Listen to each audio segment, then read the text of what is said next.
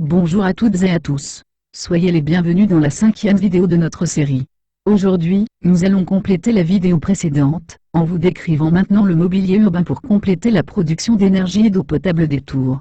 Ensuite, nous vous décrirons les centrales et les usines, qui pourraient compléter encore ces productions, ainsi que l'infrastructure et les moyens qui pourraient être mis en œuvre pour l'acheminement de l'énergie et de l'eau, pour l'ensemble de cette nouvelle civilisation possible. Merci de ne pas reproduire les vidéos de cette série, mais d'en donner les liens vers cette chaîne YouTube, si vous souhaitez les partager avec vos proches. Allons-y. Tout d'abord, si nécessaire, nous pourrions aussi ajouter du mobilier urbain, ayant la double fonction d'embellir les villes, et d'augmenter les productions d'énergie et d'eau potable. Ainsi, le long des allées centrales, disposées comme les rayons d'une roue de carrosse, en direction du centre de la ville, nous pourrions installer des lampadaires en forme de fleurs géantes, de chaque côté des voies.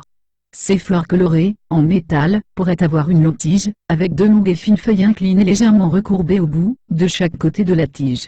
Ces fleurs comporteraient comme des gouttes de rosée posées dessus, qui seraient en fait des sphères à concentration solaire. Elles en auraient sur les feuilles, sur la tige, ainsi qu'une plus grosse sur un bord du cœur de la fleur, tout en haut. La partie de la tige commençant à se recourber vers la fleur, contiendrait des LED pour éclairer le chemin.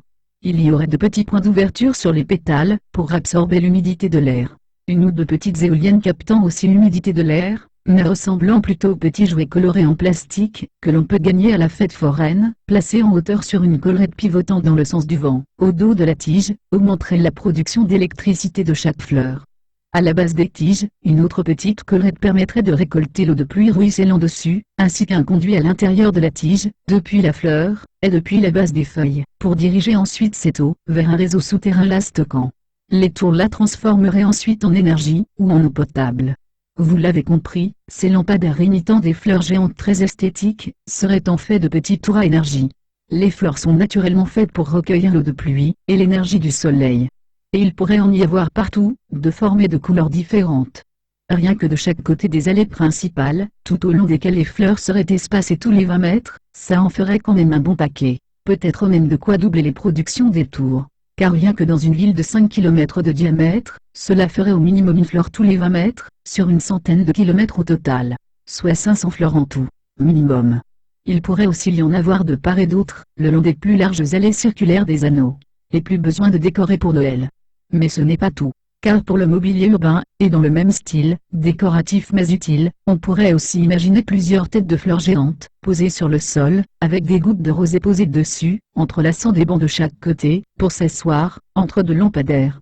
Elles récupéreraient aussi l'eau de pluie, l'humidité de l'air, et produiraient de l'électricité, depuis la multitude de petites sphères solaires posées dessus, simulant des gouttes de rosée. Pour compléter ce mobilier urbain, de chaque côté à quelques mètres des bancs, entre les bancs dos à dos et un lampadaire, on pourrait aussi ajouter des bouquets de fleurs avec rosée, comme fraîchement cueillis, d'environ 1 mètre de haut, dont le paquet de tiges serait en fait une poubelle, sous les fleurs, avec un clapet pour les remplir, et une porte pour changer le sac. Les bancs pour s'asseoir, et les poubelles du mobilier urbain, quadrupleraient ainsi le nombre de fleurs, et leur production, afin de compléter le réseau des tours, et pour faire joli. On peut aussi imaginer que de temps en temps, pourquoi pas, ces différents mobiliers décoratifs, expulsent aussi un peu de liquide parfumé, pchit. Pour fignoler, et pour faire plaisir aux enfants, toujours le long des allées principales, sur leur large trottoir, on pourrait encore ajouter de grandes cages animalières, avec des barreaux en fer forgé blanc, ou noir. Ces cages ressembleraient à des volières géantes, sous une cloche de verre transparent, pour la sécurité, et permettant aussi de récupérer l'eau de pluie ruisselant dessus. Et à l'extérieur, au sommet des cages, un absorbeur d'humidité de l'air, sous une hélice colorée de type jouet, sous une sphère solaire. Les cages seraient de différentes tailles, selon les petits animaux exposés à l'intérieur, comme des poussins, des poules pour permettre aux enfants de récupérer les œufs depuis l'extérieur, des hamsters, des lapins, des oiseaux, des bébés chiens et chats, bébés tigres et lions, des singes, etc.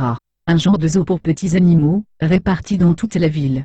Dans ces villes, précisons-le, il n'y aurait pas de véhicules, sauf ceux des services d'urgence, et des services urbains. Tous seraient totalement propres et autonomes en carburant, comme décrit dans la 2e vidéo de notre série. Il n'y aurait pas non plus de véhicules pour les transports urbains, ni bus, ni taxis ou métro, car la forme circulaire des villes permettrait de créer un nouveau type de transport urbain, beaucoup plus pratique que ceux que nous connaissons actuellement. Nous reviendrons sur tout cela dans de prochaines vidéos. Concernant l'énergie, d'autres bâtiments de la ville pourraient aussi produire une partie de leur propre consommation, ainsi qu'une multitude d'autres aménagements urbains, si nécessaires, qui n'auraient pour limite que celle de l'imagination. Mais pas sûr que cela soit indispensable, puisqu'un réseau souterrain de pipelines d'eau et d'hydrogène passerait de ville en ville, les reliant ainsi toutes entre elles, au fur et à mesure de leur construction, en commençant par construire celles sur les côtes et en bordure de fleuves. Ce réseau souterrain maillé permettrait de répartir les productions entre les villes pour les équilibrer, d'acheminer ces ressources aux endroits qui en consomment le plus, et aussi constituerait une énorme réserve pour chaque ville, qui serait remplie partout en même temps, selon leur surplus, différents mais complémentaires, en fonction des zones géographiques de production, une fois que l'ensemble des cuves de réserve de toutes les tours, et de toute la ville, serait pleine. Ainsi, avec tous ces dispositifs, adaptés individuellement aux besoins des villes, et avec leurs possibles échanges de production même si certaines pouvant être très éloignées, elles ne manqueraient certainement pas d'énergie propre, ni d'eau potable. Mais si vous en doutez, on peut aussi ajouter une cheminée de centrales nucléaires au milieu des villes. Non, je déconne. Tout cela devrait largement suffire. Mais au cas où, nous allons maintenant vous décrire les deux autres bâtiments d'énergie de cette civilisation, les centrales et les usines à énergie, afin de compléter les productions des villes, si nécessaire. C'est parti. Tout d'abord, sans doute avez-vous déjà entendu dire qu'en mettant une surface pas si énorme que ça de panneaux solaires en Afrique, on pourrait alimenter toute l'Europe en électricité. Mais pourquoi l'Europe? Pourquoi pas ailleurs? Et pourquoi l'Afrique devrait-elle alimenter l'Europe? Peut-être parce qu'elle accueille ses migrants. Ouais, possible. Mais peut-être qu'il y a d'autres endroits plus logiques que l'Afrique pour poser des panneaux solaires. Des endroits moins peuplés, et où l'ensoleillement ne varie pas entre le jour et la nuit, comme en Afrique. En effet, il y en a deux.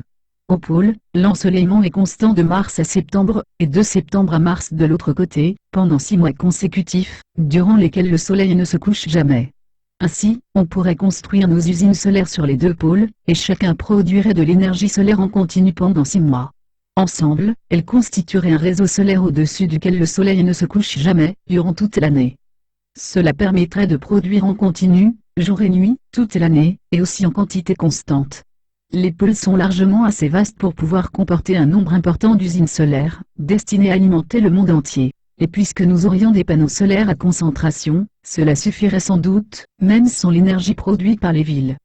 En plus, en construisant nos usines solaires en bordure d'océan, elles pourraient aussi désaliniser l'eau avec leur moteur à hydrogène, pour produire aussi de l'eau potable. Le vent ne manquant pas non plus là-bas, elles pourraient aussi comporter des éoliennes, de façon à ce qu'elles fonctionnent, quand même pendant les périodes de nuit, éventuellement avec un système de dégivrage, comme les voitures d'aujourd'hui. Toutefois, pas sûr que cela suffise pour des températures moyennes de -40. Alors pour l'instant, ne comptons pas avec la production des éoliennes à ces endroits. Ce serait donc juste des usines solaires et de désalinisation. Par ailleurs, avec le moteur à hydrogène, et une large étendue d'eau à proximité, il n'y aurait pas besoin d'éoliennes, ni de panneaux solaires. On garderait quand même les panneaux solaires, car l'objectif de ces usines serait de produire d'énormes quantités. Avec au moins 2 systèmes différents de production, l'un servirait de secours en cas de panne, ou de problème technique de l'autre.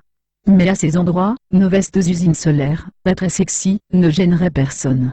C'est le but, du moment qu'elles puissent produire d'énormes quantités. Elles auraient pour rôle de produire de l'hydrogène, et de le conditionner sous ses différentes formes, solide, liquide, et gazeux, pour être ensuite acheminé vers les continents, dans une de leurs 2 destinations possibles. Soit, sous forme de galettes de stockage, dans les entrepôts des villes, pour pouvoir ensuite être répartis dans le nouveau type d'habitation, dont nous allons parler dans la prochaine vidéo, ou dans les tours à énergie, pour servir de réserve. Soit sous forme liquide et gazeux, vers les centrales à énergie.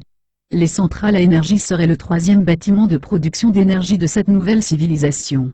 Situées sur les côtes, ou en bordure des fleuves pour réduire le trajet et la durée d'acheminement de l'eau potable, et de l'hydrogène vers l'intérieur des continents, leur rôle serait de produire en grande quantité, et d'injecter directement ces ressources dans le réseau souterrain maillé, constituant le réservoir commun des villes.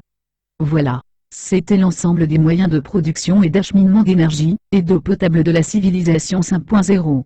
Ce qu'il faut retenir de cette vidéo et de la précédente, constituant sa première partie, c'est que les tours à énergie, et le mobilier urbain des villes, ainsi que les usines solaires sur les pôles, et les centrales sur les rivages, fourniraient ainsi largement assez d'énergie et d'eau potable, à toute cette nouvelle civilisation. Il y aurait en plus un réseau souterrain maillé, pour acheminer l'eau et l'hydrogène, rempli par toutes les villes en même temps, et qui constituerait pour chaque ville, un énorme réservoir de stockage, en réserve, lorsque toutes les cuves des tours, et de la ville, seraient vides. Ce qui par ailleurs devrait être extrêmement rare, étant donné leur propre production, étudiée pour les rendre autonomes. La prochaine vidéo vous décrira le nouveau type d'habitation familiale, autonome en eau et en énergie, pour tous les habitants de cette nouvelle civilisation. À bientôt. Et pensez-y. Bisouillis.